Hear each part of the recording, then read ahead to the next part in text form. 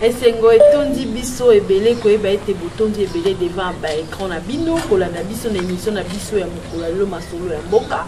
Masolo ya mboka ezalaka na ba sujet ebele oyo tolobelaka à travers notre site Marinon Nzebo TV. Marinon Nzebo TV tosenga bino kaka boza de partout bo s'abonner ebele bino boza na kati ya Congo Central Skype to enregistrera mingi ba émission na biso bo s'abonner ebele kaka na Marinon Nzebo TV. Marinon Nzebo TV. Comme Marinon séparé Nzebo et puis au community. Vous s'abonnez et vous savez bien. Merci na bako ngai nyonso ba soutenir nga de partout. Autorité morale merci na yo o la kai tsuma bele merci. Merci na Nzambe o apesi biso makasi pe na mokolo lo to se retrouver na bino elongo. Sujet lelo to lobela sur équinoxe d'été pleine pe nouvelle lune.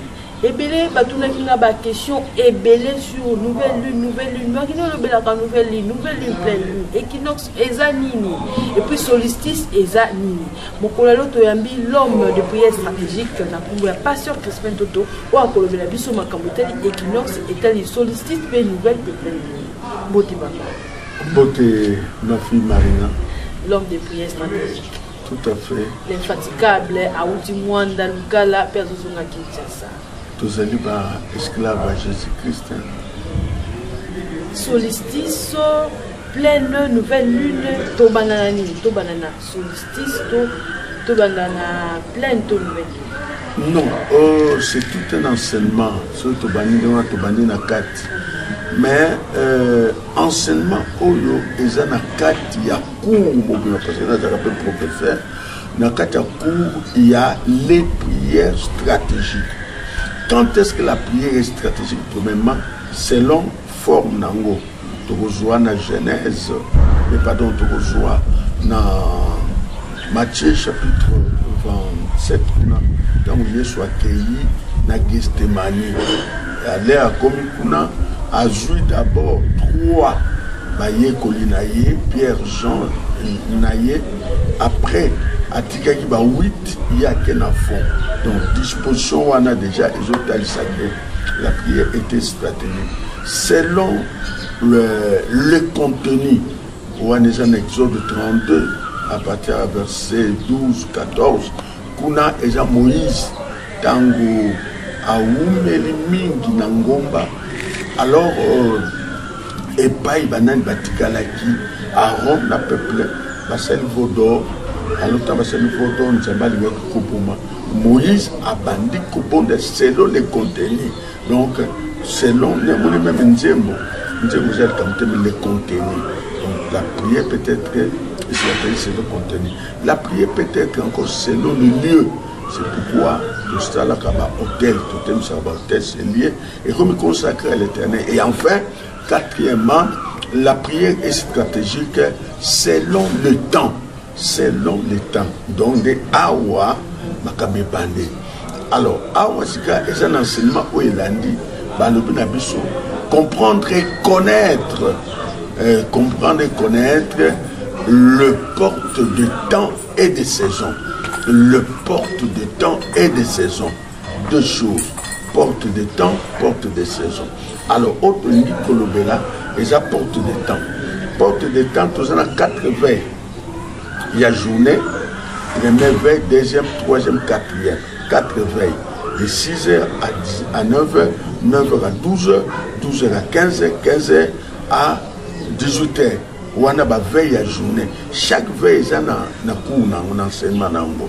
Beaucoup plus en 4 veilles, 18h à 19h, à 21h, 21h à 0h, 0h à 3h, 3h à 6h. On a 4 veilles, il y a beaucoup. On a pour procéder à la journée.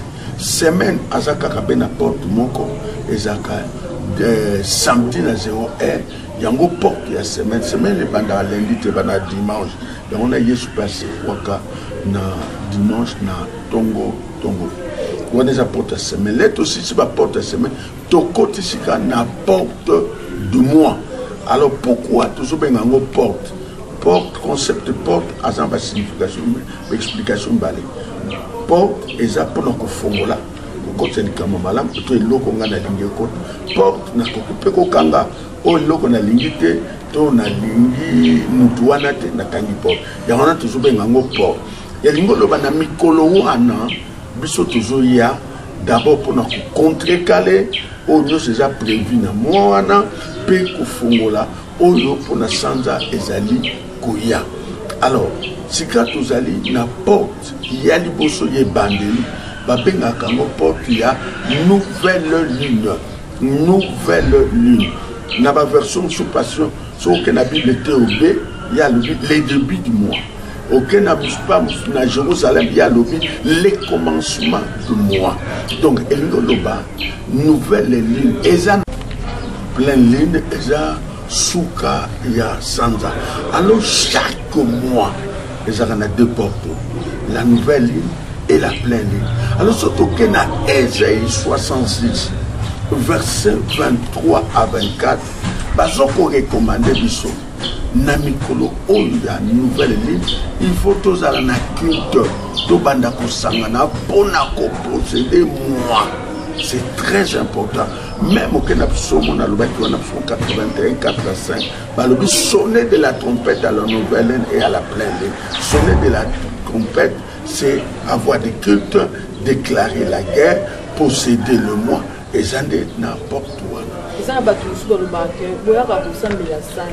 tu sembles la sansa ou la nouvelle de la pleine lune? Attends, on a Deutéronome chapitre 4 verset 19. Deutéronome 4 19. Ba pekisi batu basambe la sanza eza abomination. Mais puis surtout yaka ko sambe la sanza te. Mais puis surtout yaka ko posséder, ba ko tangango na Genèse chapitre 22 verset 17. Genèse 22 17. Au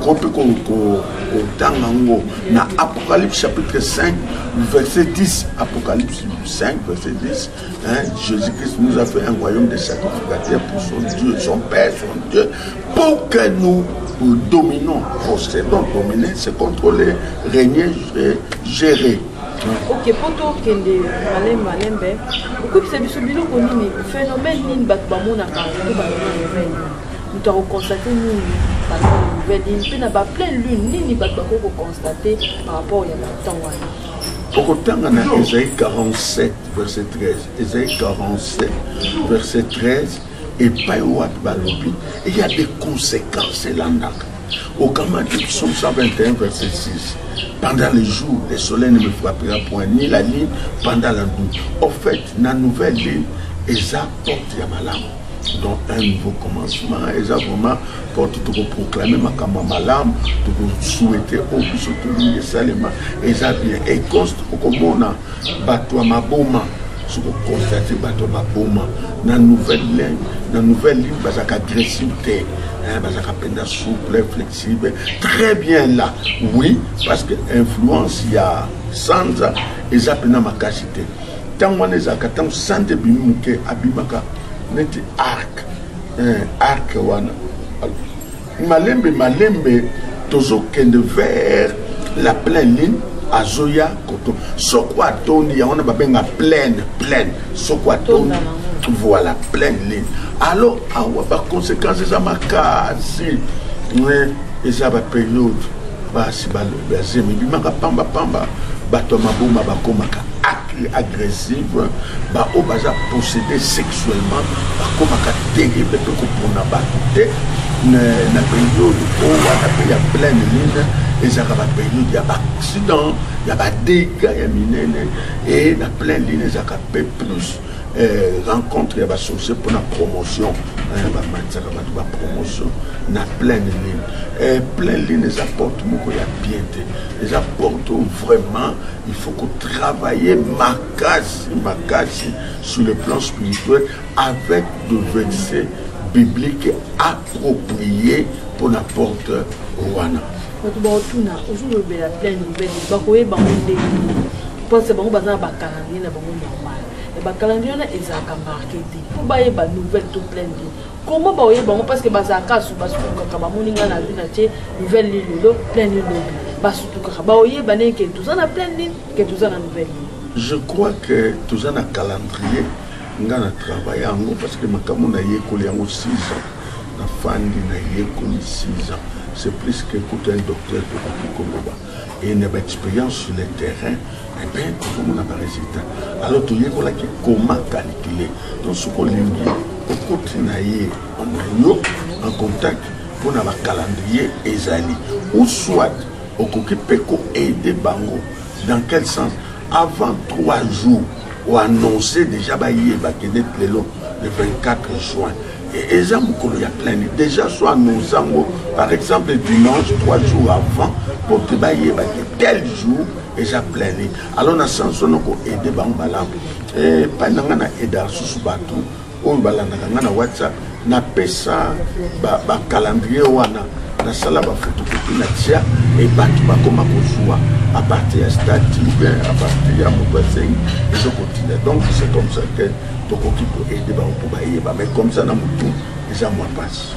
Oui, mais c'est sûr que moi ils ont 2 portes mais essayez de voir que moi ils ont 3 portes. Moi on a ils ont malin ils ont moins. Au fait tant de choses vers la porte de temps il y a nouvelle lune ce qu'on 3 portes pas en dehors, il y a une nouvelle ligne à plein ligne. En dehors, il y a une nouvelle ligne à plein ligne. Et ça, par exemple, les temps marqués par l'ennemi. Et ça, vendredi 13. Il y a au début de chaque année, ce qu'on suit calendrier, qu'il n'a pas vendredi. Lucas, vendredi 13.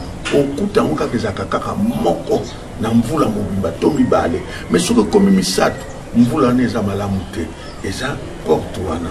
Mais en dehors, il y a une nouvelle ligne et plein de lignes. Donc ça, par exemple, on a éclipse solaire, éclipse lunaire, on appelle ça ma porte.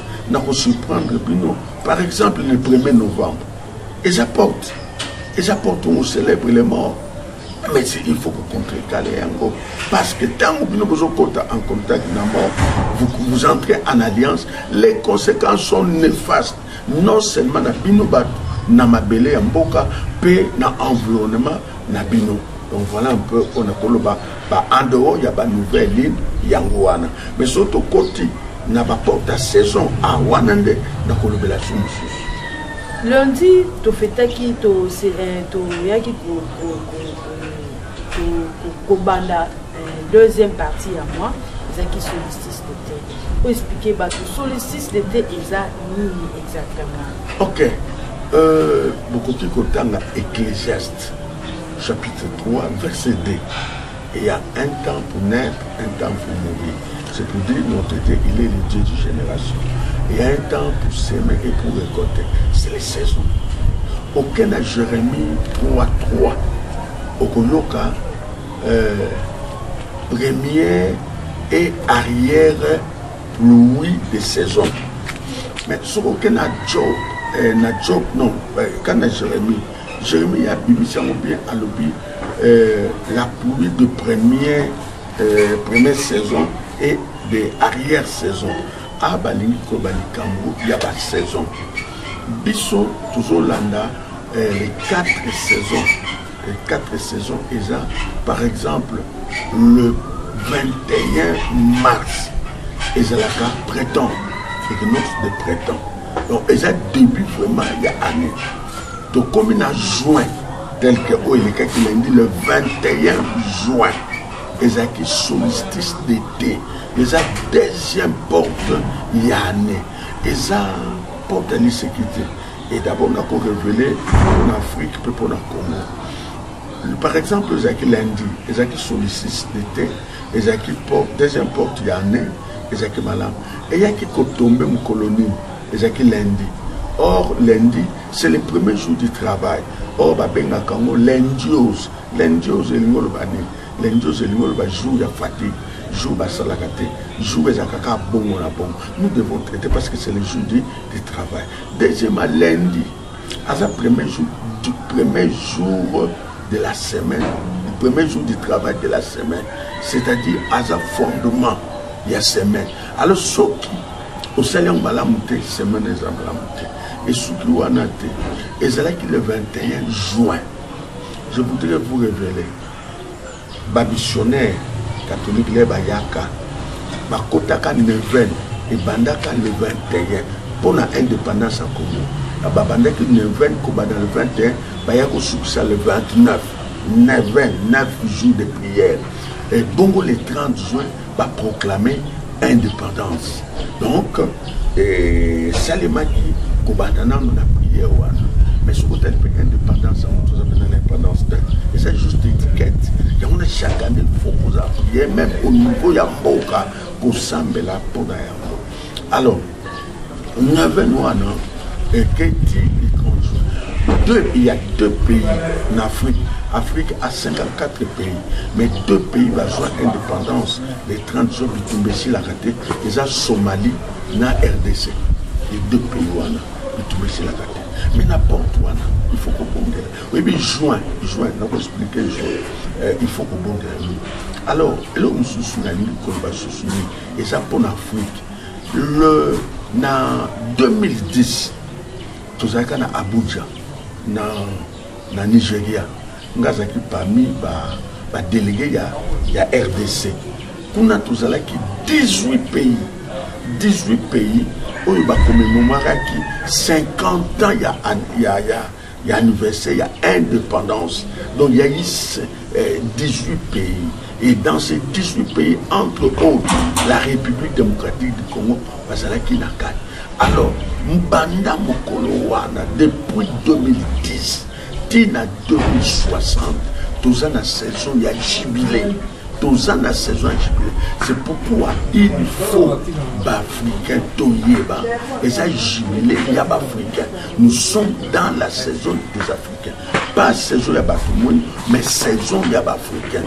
Or, Africains belé, Bayebita Honte. Jubilé, ça fait autant on a Lévitique, chapitre 25, Kobanda, verset 18. Au Kenya, 25. Parce que les camarades jubilé, ça fait l'indépendance. Et ça fait la libération.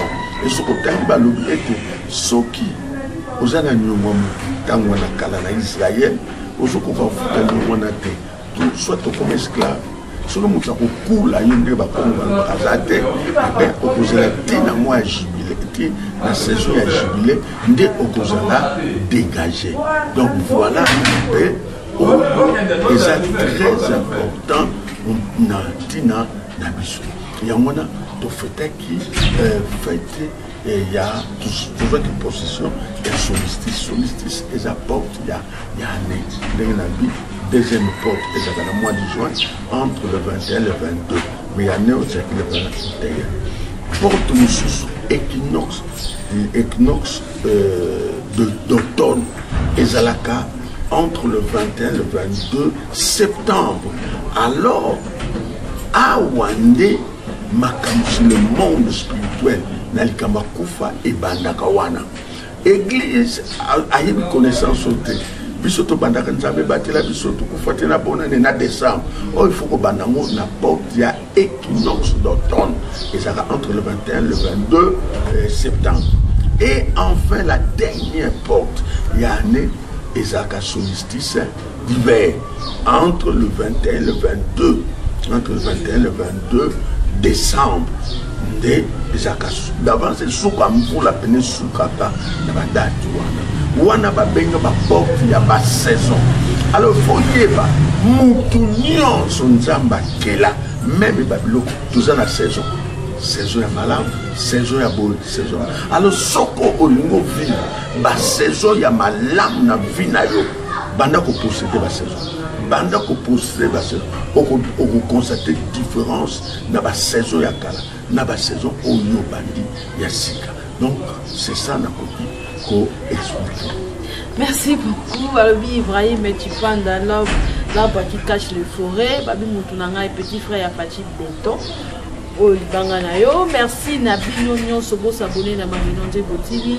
Quand on a plaisir à pour ça, la Bino plaisir pour soutenir Bino. On a un sujet qui te comprend à quoi Bisabino. Tous à l'enseigner, Balobarami, na Congolais, faut bomber le commis quelque part pour aller barani Kota.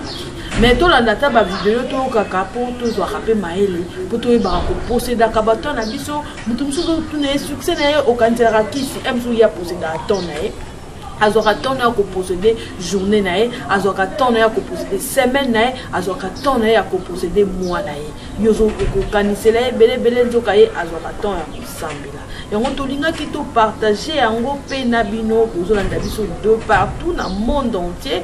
Bino nyonso bozalaka wana bosabona pe botalaka ba vidéo na biso topesi bino merci ebele. Papa yebisi biso que il faut to posséder. Ba biso ba komituna ko posséder yango comment? Na ko posséder ndenge ndinga na ibina ko. D'abord possession na elekela bato ebele ba olanda biso. Avant na lobali kamba possession na ebite soko ko tanga on a Bible pas vérifier Job chapitre 3. Job chapitre 3 verset 7. Et peut-être soko ko tanga on a ebite Job chapitre 3 verset 7. Job 3 verset 7 na tangi. Job 3 verset 7. Que cette nuit devienne stérile, que l'allégresse en soit bannie.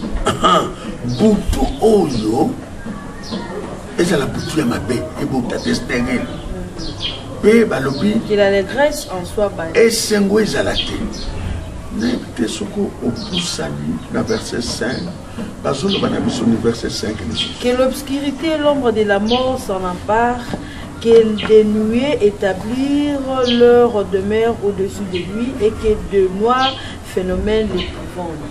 Nalingi olanda katanga nazo ko expliquer meka ko lukaka na ba personne o bakoloba ezana batu ba lokaka mikolo oyo bazoloba qui maudissent les jours qui excitent les viatans.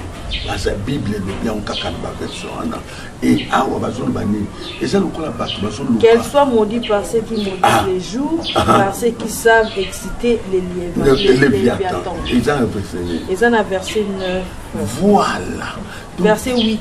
Voilà, ezana batu ba lokaka ngate bebe mutolobi musala ba ko loka journée ko loka butu ko loka semaine ko loka samba alors soko lingi o échapper na makambo observez la porte des temps tant que na culte posséder ce temps vous allez prier conformément à la parole de Dieu, c'est-à-dire beaucoup télémé là beaucoup bébisa nyos o ezali prévu. Au Job chapitre 5, verset 12, l'Éternel anéantit le projet des hommes risés. Malwana boutia mon prière pour contrecarrer pour annuler. Penasi masiko pour proclamer makamba malam, makambo lolingue comme la yo. Et sokozo salango chaque saison. Au monde makambo rebelle aussi yamona nous ba bo cultis mais pas bazana notion bazana ngo bazana ngo bazu salilango. Or, Esaïa biso banana nzambe, Ezana Biblia, nous devons les mettre en pratique. C'est pourquoi dans le bakake, kozanga boye déjà kufa dans les appenda kufa mobimba. Donc c'est pourquoi il faut ça la connaissance telle que vous toujours présent.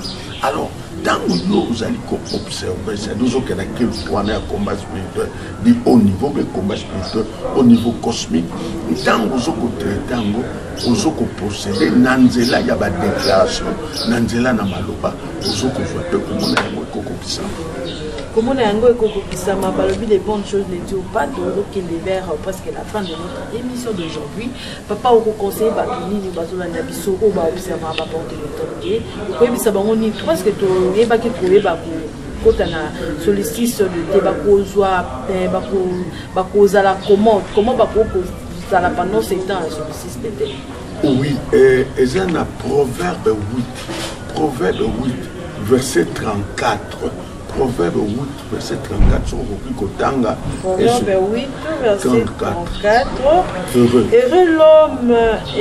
l'homme qui m'écoute et qui veille chaque jour à mes portes et qui en garde les poteaux. Mon esengo, il y a mon tout à la porte des temps. C'est pourquoi tu saignes na bino, Bolanda, Nzebo, lié à couper sa cabine. Et surtout, vous avez la question de aider bino, mais c'est la saison de côté, et cette saison, il y a commis pas là. Mais saison, il y a qu'on travailler ma case. Nous devons travailler fort. Et tant que vous travaillez, vous avez psaume 90, verset 17, affermer l'ouvrage de nos mains. Nous avons pas la misala, et je vous encourage d'apprendre. Ce qui possibilité, j'ai au côté en contact, et puis, parce que ça, enseignement il y a 30 minutes déjà plus, mais tu pêches l'essentiel pour la bonne compréhension. Tu vas appeler pour se contacter parce que Babiloko va contacter le privé, contacter le site parce que tout l'année que peut également à peine du soir, au plus ça va comment merci pour la Kouzouangaï, plus 243 81 24 74 041 plus 243 81 24 74 041 awa même na WhatsApp okoki kozwanga pe na YouTube obetika Crispin Toto TV okozwanga landa kanga na radio Pain du Soir à partir d'Allemagne radio Pain du Soir na lekaka par exemple semaine toujours banda du 1er jusqu'au 2 nazana séminaire nazopesa séminaire école kaka chaque jour na 10h na Pain du Soir chaque jour na 18h na Pain du Soir la semaine prochaine kuna nazo parler si les esprits des eaux ndenge nini milimo ya mai et salaka voilà nzamba pambola bino. Ok, nzamba pambola bino nyonso bolanda ki bisori ko kwedia ba partir lukala nzamba pambola yo nzamba pambola Ibrahim Panda petit frère de Fatih Béton nzamba pambola autorité morale ya baki ko to benga autorité morale merci na kalono déjà en balaki merci parce que tu ndembi son calamité merci na Fatou Mboukou a réalisé ki biso mokola lo merci na gift Mboukou merci na bino boza tellement belé ba ono so boaki to boire abino mora to boire abino mora s'abonner et belé na Marinon Diego TV numéro na biso contact déjà affiché na ba écran na biso numéro na to tuzango na WhatsApp na nyonso au niveau comme la biso ozwa ba précision sur renseignement oyo to ko répondre ko mele na WhatsApp ko mele na partout ko répondre merci beaucoup na bino nyonso otika la kaka branché na Marinon Diego TV tozaka wana pour na servir bino merci au revoir.